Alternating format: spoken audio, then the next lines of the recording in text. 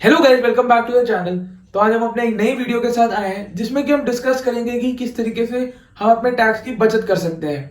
अब आप अगर एक सैलरीड पर्सन है या एम्प्लॉय है किसी ऑर्गेनाइजेशन में, तो आप जरूर से टैक्स पे करते होंगे। तो मैं आज आपको इस वीडियो में यही बताऊंगा कि किस तरीके से आप कम टैक्स पे कर सकते हैं। बहुत सारी बातों का आपको हो सकता है यहाँ पर आइडिया हो और कई सारी बातें नहीं हो। और अगर आपको कुछ भी नहीं पता है टैक्स वगैरह के बारे में, तो आपका ये वीडियो बहुत आपके लिए हेल्पफुल होने वाला है। साथ ही साथ अगर आप एक जॉब नहीं स्टार्ट करने वाले हैं, तब तो आपके लिए वीडियो बहुत ही ज्यादा इंपॉर्टेंट होने वाली है। तो कृपया करके वीडियो में एंड तक बने रहिएगा। प्लस अगर आप चैनल पे नए हैं तो जल्दी से मेरे चैनल को सब्सक्राइब कर दीजिए एंड बेल आइकन को दबाना बिल्कुल भी ना भूलें। तो चलते हैं अपनी वीडियो की ओर। दोस्तों, अगर आप कहीं पर भी जॉब करते हैं या फ्यूचर में करने वाले हैं, तो उससे आपको इनकम होगी। अब जो इनकम होगी उस पर आपको टैक्स पे करना पड़ेगा। तो इस टैक्स को आप किस तरीके से सेव कर सकते हैं, वो आप सही जगह पर अपने पैसे को इन्वेस्ट करके कर सकते हैं। हमारे देश का इनकम टैक्स एक्ट 1961 है, जिसके अंदर एक सेक्शन है, दैट इज सेक्शन 80C। ये बताता है कि ऐसी कौन कौन सी जगह हैं जहां पर अगर हम अपने पैसे को इन्वेस्ट करेंगे तो टैक्स की बचत होगी। अब जो ये एग्जेम्पशन हमें मिलती है, इसको कुछ नहीं बल्कि डिडक्शंस बोलते हैं। सेक्शन 80C में लिखा गया है कि टोटल इन्वेस्टमेंट में ₹1.5 लाख आप स्पेसिफिक चीजों में इन्वेस्ट करेंगे, तब आपको उस पर 1.5 लाख रुपए तक टैक्स नहीं पे करना पड़ेगा। आगे मैं आपको उन चीजों के बारे में बताता हूं जिनमें आप इन्वेस्ट करके टैक्स सेव कर सकते हैं। नाउ सबसे पहली चीज जिसके बारे में हम डिस्कस करेंगे वो है EPF, that is employees provident fund. ये एक बहुत ही पुरानी एंड पॉपुलर स्कीम है, आपने बहुत ज्यादा इसके बारे में सुना होगा। तो अगर मैं इसकी एलिजिबिलिटी की बात करूं, तो वो सैलरीड लोग जिनकी तनख्वाह 15,000 रुपए प्रति महीना से कम है, उनको एक ईपीएफ अकाउंट ओपन करवाना मैंडेटरी है। उसके बाद अगर हम अपने कानून के हिसाब से बात करें, तो वो ऑर्गेनाइजेशंस जिनके अंदर 20 से ज्यादा एम्प्लॉय काम करते हैं, उन ऑर्गेनाइजेशंस को भी ईपीएफ स्कीम अपने ऊपर लागू करनी होगी। प्लस ऐसी ऑर्गेनाइजेशन जिनमें 20 से कम एम्प्लॉयज काम करते हैं, वो भी अगर चाहें तो वॉलेंटरीली ईपीएफ स्कीम के लिए अप्लाई कर सकते हैं। तीसरा पॉइंट यहाँ पे जो है कि वो सैलरीड लोग जिनकी तनख्वाह 15,000 रुपए प्रति महीना से ज्यादा है, अगर वो चाहें तो वो भी अपने को ईपीएफ स्कीम के अंदर रजिस्टर कर सकते हैं, लेकिन उन्हें अप्रूवल लेना होगा असिस्टेंट पीएफ कमिश्नर का। अब अगर मैं स्कीम की बात करूं, तो जो आपको सैलरी मिलती है प्रति महीना, उसमें से 12% जो है आप पीएफ अकाउंट में अपने डालते हैं, और वही 12% जो है एम्प्लॉयर आपका आपके बिहाफ पे आपके ईपीएफ अकाउंट में डाल देता है। तो कुल मिला के देखा जाए तो आपकी सैलरी का 24% जो है वो आपके ईपीएफ अकाउंट में चला जाता है। तो जो 12% अब आपने यहाँ पे डाले हुए होते हैं, उसमें जितना भी टोटल अमाउंट वहां पे एक्यूमुलेट हुआ होता है, तो उसके 1.5 लाख रुपीज तक की आपको टैक्स एग्जेम्पशन मिल जाती है। मतलब इस 1.5 लाख रुपीज पर आपको कोई टैक्स पे करने की जरूरत नहीं है। सिमिलरली जो 12% एम्प्लॉयर ने आपके आपके बिहाफ पे डाले हुए होते हैं, उसमें जो जितना भी अमाउंट इकट्ठा हुआ होता है, उस पर आपको टोटल टैक्स एग्जेम्पशन मिल जाती है। यानी कि जितना भी वो अमाउंट बनता है लास्ट में, उस पर आपको कोई भी टैक्स पे करने की जरूरत नहीं है। तो देखा जाए तो ये मोर और लेस एक अच्छा तरीका और काफी ज्यादा पैसों की यहाँ पे बचत हो जाती है। करंटली अगर मैं बात करूं, तो इसमें जो रिटर्न देखने को मिल रहे हैं वो अराउंड 8.10% है। ये हर साल अलग अलग मतलब फ्लक्चुएट होते रहते हैं। सरकार जैसे जैसे इंटरेस्ट रेट्स अनाउंस करती है, उसी के साथ इसमें भी ऊपर नीचे चेंजेस देखने को मिलते हैं। नेक्स्ट अगर मैं बात करूं, तो आप इस ईपीएफ अकाउंट में से ये अमाउंट कब विड्रॉ कर सकते हैं। इसमें जो लॉक इन पीरियड होता है वो 5 साल का होता है। यानी कि 5 साल से पहले तो आप बिल्कुल भी पैसे को विड्रॉ नहीं कर सकते।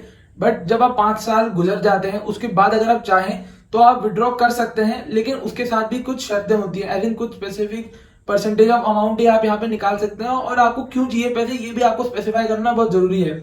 लेकिन अगर आपको अपने बच्चों की शादी के लिए या उनके हायर एजुकेशन में पैसों की जरूरत है, तब तो आपको ये आराम से मिल जाएगा।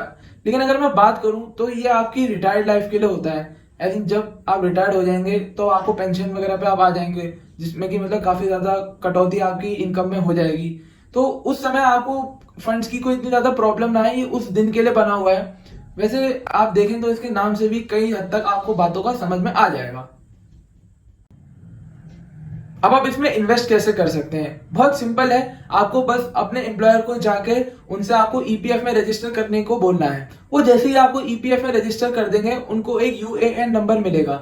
वो यूएएन नंबर आपको उनसे ले लेना है, एंड जाकर के अपने मोबाइल फोन में प्ले स्टोर से या ऐप स्टोर से उमंग ऐप लोड कर लेनी है।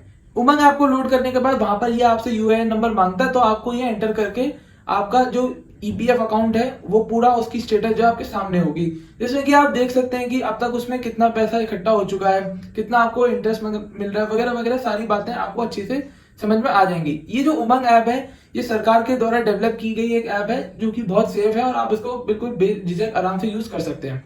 अब अगर लास्ट में मैं बात करूं कि क्या ये हमें करना चाहिए यहाँ पे इन्वेस्ट पैसे, तो मैं तो कहूंगा कि अगर आप अपनी सैलरी का 24% सेव करना अफोर्ड कर सकते हैं तो आप बिल्कुल से इसमें अपने पैसे को सेव करिए, और काफी अच्छा ये सेविंग पॉइंट ऑफ व्यू से है, क्योंकि एट द एंड ये आपकी रिटायर्ड लाइफ सुखी रहे उसी लिए ये बना हुआ है। तो मेरी तो फुल रिकमेंडेशन है कि आप इसमें पैसे अगर इन्वेस्ट करना चाहें तो बिल्कुल से करिएगा। नेक्स्ट अगर मैं बात करूं तो ईपीएफ की तरह ही एक और इन्वेस्टमेंट है जिसका नाम है PPF, that is public provident fund. यहां पर इन्वेस्ट करना तो बहुत ही ज्यादा आसान है, तो मैं इसके एलिजिबिलिटी क्राइटेरिया के बारे में आपको बता देता हूं। तो पहला जो क्राइटेरिया है वो ये है कि आपको हिंदुस्तान का एक नागरिक होना जरूरी है। दूसरा यहाँ पे ये कि एक पर्सन सिर्फ एक पीपीएफ अकाउंट होल्ड कर सकता है। अगर उसको दूसरा अकाउंट खोलना है तो वो उसे एक माइनर के नाम पे खुलवाना होगा, जैसे कि वो अपने बच्चे वगैरह के नाम पे यहाँ पे खुलवा सकता है जो कि 18 साल से कम है। एंड जो एनआरआई एंड एचयूएफ है, that is Hindu undivided family, वो यहाँ पे पीपीएफ के लिए अप्लाई बिल्कुल भी नहीं कर सकते। यहाँ पर भी अगर मैं स्कीम की बात करूं तो रुपीज 1.5 लाख तक आप इन्वेस्ट कर सकते हो पर पर्सन। एंड जो भी रिटर्न चल रहे हैं वो 7.9% पर एनम से रिड्यूस होकर के 7.1% पर एनम कर दिए गए हैं। इंटरेस्ट रेट्स यहाँ पर भी गवर्नमेंट डिसाइड करती है ईपीएफ की तरह। जनरली अगर बात करें तो यहाँ 7 से 8% के बीच में आपको रिटर्न्स देखने को मिल जाते हैं। पीछे मैंने आपको बता ही दिया था कि इसमें हर इंसान इंक्लूडिंग माइनर्स भी इन्वेस्ट कर सकते हैं, उनके नाम पर मतलब आप इन्वेस्ट कर सकते हैं 1.5 लाख रुपीस तक। एंड रफली अगर मैं बात करूं तो जनरली ये 1.5 लाख अगर आप 10 साल तक इन्वेस्ट करते रहेंगे और with an interest rate of 7.1% जो कि अभी चल रहा है, उसके हिसाब से आपको यहाँ पे 10 साल के एंड पे 22 से 23 लाख रुपए मिल जाएंगे। तो अब आप कंपेयर कर लीजिए कि 15 ज्यादा है कि 23 लाख ज्यादा है, एंड उसके अकॉर्डिंग फिर आप डिसीजन ले सकते हैं। तो अगर मैं दोबारा से बात करूं तो आप मुझसे सब पूछेंगे कि क्या हमें यहाँ पर इन्वेस्ट करना चाहिए, पीपीएफ में पैसे डालने चाहिए। तो मेरे अकॉर्डिंग तो आपको जरूर से इसमें पैसे अपने इन्वेस्ट करने चाहिए, क्योंकि अगर जो मैंने पिछले आपको एग्जांपल की मदद से समझाया था, तो जो 23 लाख आपको 10 साल के एंड में आप विड्रॉ करवाएंगे तो उस पर आपको टैक्स बिल्कुल भी कोई अमाउंट पे करने की जरूरत नहीं, बिल्कुल टैक्स फ्री होता है वो। उसके बाद यही अगर आप कंपेयर करें एफडी या स्टॉक मार्केट के साथ, तो स्टॉक मार्केट में जब आप कोई भी अपनी होल्डिंग्स को बेचते हैं तो उस पर आपको कैपिटल गेन्स टैक्स पे करना पड़ता है यदि आपको प्रॉफिट हुआ हो, प्लस उसमें रिस्क भी इन्वॉल्व होता है। तो मेरे हिसाब से तो अगर मैं इन सारे फैक्टर्स को, इन सारे पैरामीटर्स को अपने दिमाग में लेकर के चलूं तो ये एक रिस्क फ्री इन्वेस्टमेंट है, कोई इधर उधर का झंझट नहीं है, और अच्छा खासा अमाउंट भी एक व्यक्ति के हाथ में आ जाता है। अब आप पैसे को यहाँ पर पीपीएफ में कैसे इन्वेस्ट कर सकते हो, तो बहुत आसान है। आपको एक पोस्ट ऑफिस में या डेजिग्नेटेड बैंक में जाकर के पीपीएफ अकाउंट ओपन करवाने के लिए रिक्वेस्ट करनी पड़ेगी। वही मतलब फॉर्म वगैरह जैसे नॉर्मल एक बैंक अकाउंट खुलता है वैसे ही आपको खुलवाना होगा, और एक बार ये सारा प्रोसेस हो जाए तो आपका पीपीएफ अकाउंट खुल जाएगा। उसके बाद ऐसा कोई स्पेसिफिक रूल भी नहीं होता कि आपको पैसे यहाँ पे किस टाइप से जमा करवाने हैं। आप मंथली भी पैसे को डिपॉजिट कर सकते हैं और लमसम एक साथ भी सारा अमाउंट डिपॉजिट कर सकते हैं। अब अगर मैं इसकी लॉक इन पीरियड की बात करूं तो पीपीएफ का लॉक इन पीरियड 15 साल का होता है, यानी कि 15 साल से पहले आप पैसे को यहाँ पर कोई अमाउंट को विड्रॉ नहीं करवा सकते। लेकिन अगर आपको पैसे की बहुत ज्यादा अर्जेंट नीड पड़ जाए तो आप एक पार्शियल विड्रॉल करा सकते हैं, लेकिन ये भी 7वें साल के एंड पे ही पॉसिबल है। उसके बाद एक प्री मैच्योर विड्रॉल की भी सुविधा यहाँ पर है जो कि 4थे साल के एंड पर आप कर सकते हैं, और इसमें भी आपको 50% अमाउंट ही मिलता है जितना भी उस टाइम वहां पर इकट्ठा हुआ हो। इस फैसिलिटी को भी आप सिर्फ एक बार अवेल कर सकते हैं। नेक्स्ट अगर हम एडवांटेजेस की बात करें तो ईपीएफ में एंड पीपीएफ में, तो सबसे पहले यही है कि ये बहुत सेफ इन्वेस्टमेंट इनको माना जाता है। सिंस ये गवर्नमेंट स्कीम है तो रिस्क भी इसमें जीरो होता है। स्टॉक मार्केट जैसे भी परफॉर्म करे उससे इसका कोई भी रिलेशन नहीं होता, एंड आपके पैसे यहाँ सेफ रहेंगे। अगर आप यही चीज स्टॉक मार्केट में इस पैसे को आपने लगाए हुए होते तो बहुत ज्यादा वहां पर आपको फ्लक्चुएशंस का सामना करना पड़ता एंड रिस्क भी बहुत ज्यादा उसमें होता। नेक्स्ट टाइप की अगर मैं इन्वेस्टमेंट की बात करूं तो वो है ELSS funds, that is equity link saving scheme. ये एक टाइप का म्यूचुअल फंड होता है जो कि सेक्शन 80C के अंडर आता है, तो यहाँ पर भी टैक्स की बचत होती है। इसके बारे में मैंने एक डिटेल्ड वीडियो बनाया हुआ है अपने, अगर आप मेरे चैनल को चेकआउट करें तो उस पर मैंने डिटेल्ड में पॉइंट्स को एक्सप्लेन किया हुआ है बहुत बारीकी से, एंड आपको अच्छे से वो समझ आ जाएगा। तो प्लीज आप उस वीडियो को चेकआउट करिए। वीडियो का जो लिंक है वो मैं डिस्क्रिप्शन में भी दूंगा, साथ ही साथ आई बटन में भी दूंगा। तो वो आप जरूर से देखिएगा एंड ईएलएसएस फंड को समझिएगा। लेकिन जो फर्क अब ईपीएफ पीपीएफ में है, मतलब इसमें वो ये है कि ईएलएसएस फंड्स का जो रिलेशन है वो स्टॉक मार्केट से होता है। तो स्टॉक मार्केट जैसा परफॉर्म करेगा उस फंड की भी परफॉर्मेंस वैसी रहेगी। तो कहने का ये मतलब है कि स्टॉक मार्केट वाली जो कैरेक्टरिस्टिक्स हैं वो आपको ईएलएसएस फंड में देखने को मिल सकती है या डेफिनेटली मिलेंगी। नेक्स्ट टाइप की अगर मैं इन्वेस्टमेंट की बात करूं तो वह है लाइफ इंश्योरेंस। अब लाइफ इंश्योरेंस को आप एक इन्वेस्टमेंट तो डायरेक्टली नहीं कह सकते, क्योंकि आप इनसे कुछ रिटर्न्स बिल्कुल भी एक्सपेक्ट नहीं करते। ये अनफोर्सिंग कंडीशंस के टाइम काम आती है एंड अगर आप ये करा लेते हैं तो आप बेसिकली सेफ फील करते हैं। बट अगर आप इसमें पैसे अपने डालते हैं, मतलब आप अगर एक लाइफ इंश्योरेंस करवाएंगे तो आपको वहां पर 1.5 लाख रुपए तक का टैक्स एग्जेम्पशन मिल जाता है। जो ये टैक्स एग्जेम्पशन होता है ये टोटल अमाउंट पर एग्जेम्पशन आपको मिलती है, यानी कि अगर वो पॉलिसी 10 लाख की हो, 50 लाख की हो या 1 करोड़ की हो, उससे फर्क नहीं पड़ता। इन टोटल आपको 1.5 लाख रुपए की यहाँ पर टैक्स एग्जेम्पशन मिल जाएगी।